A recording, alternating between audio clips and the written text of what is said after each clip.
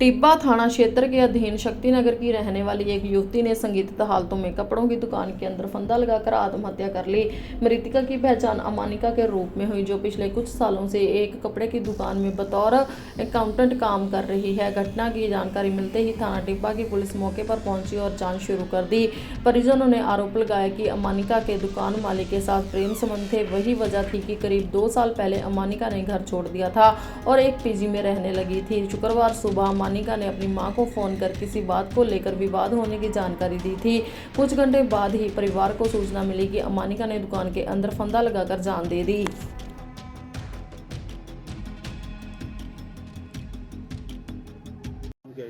हाँ जी। अनामिका नाम गौरी श्रीवास्तव। कहाँ के रहने वाले हो? ये शक्तिनगर अच्छा, क्या 3 नंबर बात क्या गली। बात ये हुआ कि शोएब से 2 साल से पहले से लगी हुई थी। ठीक है, इधर देख के लिखा। हाँ जी, 2 साल पहले से ये लगी हुई थी। हम लोग को बाद में पता लगा।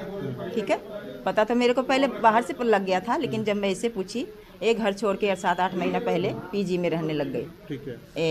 पता नहीं कौन सा सेक्टर में, हम लोग को वो भी नहीं पता कहाँ पे रहती है। ठीक है, और इसके पास हमेशा दुकान पे आती थी, अपना लैपटॉप से काम करती थी, अपना रहती थी, सारा कुछ। आप इधर बोलिए। तो इसके वजह से घर छोड़ी। उसके बाद फिर यहाँ आने लग गई।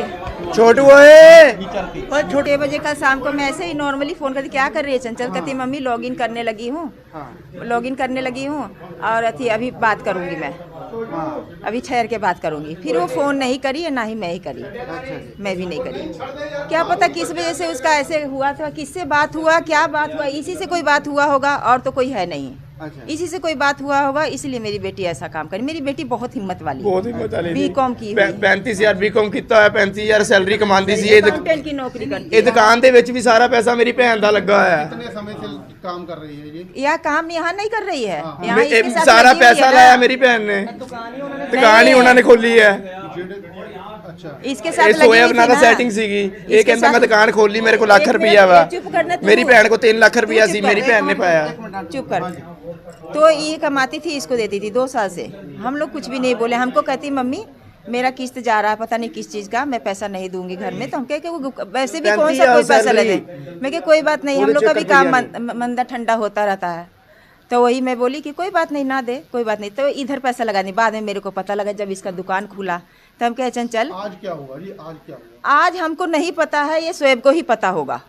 आपको कैसे पता चला भी आपकी लड़की? शोएब सोया ने फोन फोन किया। मैं कही ना मजाक कर रहा है। कितने बजे फोन किया? ए, कितने बजे फोन? 2-2:30 बजे के करीब 2:30 पापा जब गए हैं, मैं नहा के आया हूँ 2:30 बजे के करीब। 2:30-3 के करीब। हाँ। आपने कॉल कर दी पुलिस को? अब ये आए हुए हैं। पुलिस आई? हाँ जी, हाँ मौके जी, पर पुलिस हाँ जी, कार्रवाई कर हाँ जी। रही है? हमारे जी। साथ नजायज नहीं होनी चाहिए, बस ये मैं कह रहा हूँ। बात नहीं। मैं उसका भाई हूँ, मेरी बहन है वो बड़ी। अगर मेरे साथ हमारे साथ नजायज हुई, हम फांसी लगा लेंगे।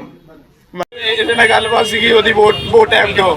ਇਹ ਨਹੀਂ ਕਰਵਾਇਆ ਜੋ ਕਰਵਾਇਆ ਵਾ, ਇਹਦੇ ਕਰਕੇ ਹੋਇਆ ਜੋ ਹੋਇਆ। ਮੇਰੀ ਭੈਣ ਆ ਉਹ ਵੱਡੀ, ਅਨਾਮਿਕਾ ਨਾਮ ਹੈ ਉਹਦਾ। ਅੱਛਾ, 30 ਸਾਲ ਦੀ ਉਮਰ ਹੈ ਉਹਦੀ। ਇਹਦੇ ਨਾਲ ਲੱਗੀ ਹੋਈ ਸੀ, ਇਹਦੇ ਕਰਕੇ ਹੋਇਆ ਜੋ ਹੋਇਆ ਵਾ। 2 ਸਾਲਾਂ ਤੋਂ, ਇਹ 2-3 ਸਾਲਾਂ ਤੋਂ ਸਾਰਾ ਕੁਝ ਇਹਦੇ ਕਰਕੇ ਹੋਇਆ ਵਾ। ਤੁਹਾਨੂੰ ਕਦੇ हमारे साथ रहती भी नहीं थी। हमारे साथ भी नहीं रहती थी, इसके चक्कर में हमारा साथ भी छोड़ दिया था। रहने लग पीजी में गई। रहने लग गई। अच्छा, नहीं तमाशा है कोई?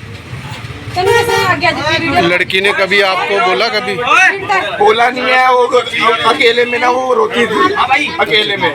फिर आप कैसे न यकीन बोल सकते हो? बोल क्या सकते हैं, अब इसी के पास रह रही थी इतने टाइम से, तो इसी को पता है सारा कुछ क्या हुआ क्या नहीं। हमारे को पास तो आती भी नहीं थी, फोन पे बात होती नहीं, हाय हेलो होती थी। कितने साल की है ये 30 साल की उम्र है इसकी। हाँ जी सर, एक सुसाइड मैटर आया है, ਇਹਦੇ ਬਾਰੇ ਮਾੜੀ ਜਾਣਕਾਰੀ ਦਿਓ। ਇਹ ਨਾ ਹੁਣੇ ਸਾਨੂੰ ਕੋਈ ਤਲਾਹ ਮਿਲੀ ਹੈ 2 ਵਜੇ ਦੇ ਕਰੀਬ ਵੀ ਨਾਮਿਕਾ ਨਾਮ ਦੀ ਕੋਈ ਲੜਕੀ ਆ, ਇਹ ਸ਼ੋਏਬ ਨਾਮ ਦਾ ਕੋਈ ਲੜਕਾ, ਉਹਦੀ ਰੈਡੀਮੇਡ ਦੀ ਕੱਪੜੇ ਦੀ ਦੁਕਾਨ ਆ, ਉੱਥੇ ਕੰਮ ਕਰਦੀ ਸੀ। ਉਹਨੇ ਸੁਸਾਈਡ ਕੀਤੀ ਆ ਤੇ ਅਸੀਂ ਆਏ ਹੁਣ ਮੌਕੇ ਤੇ ਬੋਡੀ ਲਾ ਲਈ ਆ ਉਹ ਲੜਕੀ ਦੀ, ਲਾ ਕੇ ਸਿਵਲ ਹਸਪਤਾਲ ਭੇਜ ਦਿੱਤੀ ਆ। ਬਾਕੀ ਤਫਤੀਸ਼ ਕਰਦੇ ਆ, ਜੋ ਵੀ ਤੱਥ ਸਾਹਮਣੇ ਸਰ ਆਉਂਦੇ ਆ। ਸੁਸਾਈਡ ਦੇ ਕੋਈ ਕਾਰਨ ਸਾਹਮਣੇ ਆਏ? ਕੁਛ ਨਹੀਂ ਅਜੇ ਤੋਂ ਕੋਈ ਉਹਦੀ ਜਿਹੜੀ ਮੰਮੀ ਆ ਉਹ ਰੋਪ ਲਾ ਰਹੀ ਹੈ ਵੀ ਇਸ ਲੜਕੇ ਨਾਲ ਨਜਾਇਜ਼ ਤੌਰ ਤੇ ਰਹਿੰਦੀ ਸੀ ਤੇ ਸਾਡੇ ਕੋਲ ਤੇ ਘਰੇ ਨਹੀਂ ਸੀ ਆਉਂਦੀ, ਪੀਜੀ ਦੇ ਵਿੱਚ ਹੀ ਰਹਿੰਦੀ ਸੀ। ਕੋਈ ਇਹਦਾ ਕੋਈ ਸੁਸਾਈਡ ਨੋਟ ਵਗੈਰਾ? ਨਹੀਂ ਨਹੀਂ, ਉਹ ਤੇ ਸੱਚ ਇਸ ਮਾਮਲੇ 'ਚ ਕੋਈ ਇਹ ਬੰਦੇ ਦੀ ਕੋਈ ਅਰੈਸਟ ਵਗੈਰਾ ਹੋਈ? ਦੁਕਾਨ ਮਾਲਕ ਨੂੰ ਲੈ ਲਿਆ ਸੀ, ਅਰੈਸਟ ਕਰ ਲਿਆ ਸਰ ਕਿਹਦੇ ਨਾਲ ਸੰਬੰਧ ਦੱਸੇ ਜਾ ਰਹੇ ਸੀ ਜੋ ਦੁਕਾਨ ਦਾ ਮਾਲਕ ਦੁਕਾਨ ਮਾਲਕ ਤੋਂ ਦੱਸ ਰਹੇ ਨੇ। ਦੁਕਾਨ ਕੀ ਨਾਮ ਹੈ ਲੜਕੀ ਦੀ, ਕਿੰਨੀ ਉਮਰ ਹੈ, ਨਾਮਿਕਾ ਨਾਮ ਦੀ ਲੜਕੀ ਆ। ਕਿੰਨੇ ਸਾਲਾਂ ਤੋਂ ਇੱਥੇ ਕੰਮ ਕਰ ਰਹੀ ਹੈ? ਇੱਥੇ ਕੋਈ 2 ਸਾਲ ਤੋਂ ਕਹਿ ਰਹੇ ਆ, 2 ਸਾਲ ਤੋਂ ਇਸ ਮੁੰਡੇ ਨਾਲ ਸੰਪਰਕ ਦੇ ਵਿੱਚ। ਜਦੋਂ ਤੁਸੀਂ ਮੌਕੇ ਤੇ ਆਏ ਹੋ ਬੋਡੀ ਥੱਲੇ ਲਾਏ ਦੇ ਸਾਹ ਚੱਲ ਰਹੇ ਸੀ, ਨਹੀਂ ਸਿਵਲ ਹਸਪੀਟਲ ਭੇਜੀ ਉਹਨੂੰ? ਸਿਵਲ ਹਸਪਤਾਲ। ਤੇ ਕਿੱਥੇ ਦੇ ਰਹਿਣ ਵਾਲੇ ਨੇ ਜੀ? ਇਹ ਆਪਣੇ ਸ਼ਕਤੀ ਨਗਰ ਦੇ।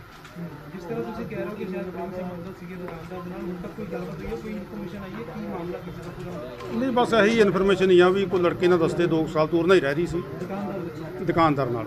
ਘਰ ਦੁਕਾਨ ਵਾਲਾ ਜਿਹੜਾ ਮਾਲਕ ਆ ਉਹਨੂੰ ਅਰੈਸਟ ਕਰ ਲਿਆ। प्रॉपर्टी बेचने और खरीदने के लिए संपर्क करें फेयर डील प्रॉपर्टीज।